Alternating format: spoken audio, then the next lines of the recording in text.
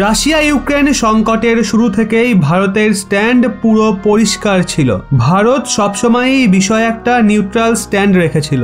ভারত ভীষণই বুদ্ধিমত্তা দেখিয়ে রাশিয়ার হামলার নিন্দা তো করেই, কিন্তু প্রত্যেকবার ভোটিং থেকে দূরে থাকে। এই রাশিয়া ইউক্রেন সংকটের মাঝেই সদ্য কোয়াড দেশগুলোর মধ্যে একটা মিটিং হয়। কোয়াড দেশগুলোর এই মিটিংয়ে আমেরিকার রাষ্ট্রপতি জো বাইডেন রাশিয়া এবং ইউক্রেনের বিষয়টাকে টেনে আনতে চেয়েছিলেন, কিন্তু প্রধানমন্ত্রী নরেন্দ্র মোদী আমেরিকার এই চালকে ব্যর্থ করে দেয়। এই ভিডিওতে আপনাদের বলবো কোয়াড দেশগুলোর এই মিটিংয়ে কি হয়েছিল। আপনাদের বলে দিই, কোয়াডে ভারত, অস্ট্রেলিয়া, জাপান এবং আমেরিকা সামিল রয়েছে। চীনের ভারত প্রশান্ত ক্ষেত্রে অনেক দেশের সঙ্গে বিবাদ চলছে, আর চীনের এই কার্যকলাপের মোকাবিলা করার জন্যই 4টে দেশ একসঙ্গে জোট বেঁধেছে। কিন্তু এই মিটিং এর দরুন এমন কিছু হয় যা একবার পুনরায় প্রমাণ করে দেয়, সামনে যেই দেশই হোক, ভারত, রাশিয়া এবং ইউক্রেনের বিষয়ে নিজের সিদ্ধান্ত থেকে সরে আসবে না। আসলে বিশেষজ্ঞরা বলছেন ওই বৈঠকে জো বাইডেন কোয়াডকে প্রমুখ উদ্দেশ্য থেকে ভড়কাতে চেয়েছিল, কিন্তু পিএম মোদী ওনার চালকে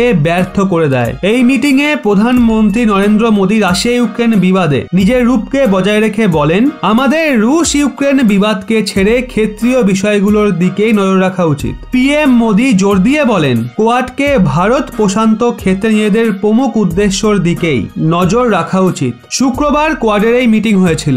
এই মিটিং এর দরুন আমেরিকা ভীষণই চালাকির সঙ্গে ভারতকে একবার পুনরায় ইউক্রেন সংকটে টানার চেষ্টা করে, আর সেটা নিয়ে আলোচনা করতে চায়।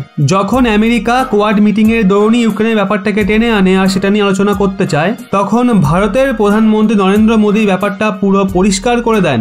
ভারত হিংসার মাধ্যমে কোনো বিবাদের সমাধান করার বিরোধী। তারা আলোচনা এবং কূটনীতির মাধ্যমেই সমস্ত বিবাদের সমাধান করার পক্ষপাতী। কিন্তু কোয়াডের মিটিং এর আসল উদ্দেশ্য ভারত প্রশান্ত ক্ষেত্রে স্থিরতা এবং শান্তি বজায় রাখা, এবং কোয়াডের মিটিং কি অতটা পর্যন্তই সীমিত রাখা উচিত। আসলে 24শে ফেব্রুয়ারি থেকে শুরু হওয়া ইউক্রেন সংকটের দরুন ভারতীয় কূটনীতি প্রচন্ড মজবুত এবং অনেক পরিপক্ক নজরে আসে। গোটা দুনিয়াতে ভারত একটা এমন দেশ যাকে এখন অনুসরণ আরো অনেক দেশ করছে।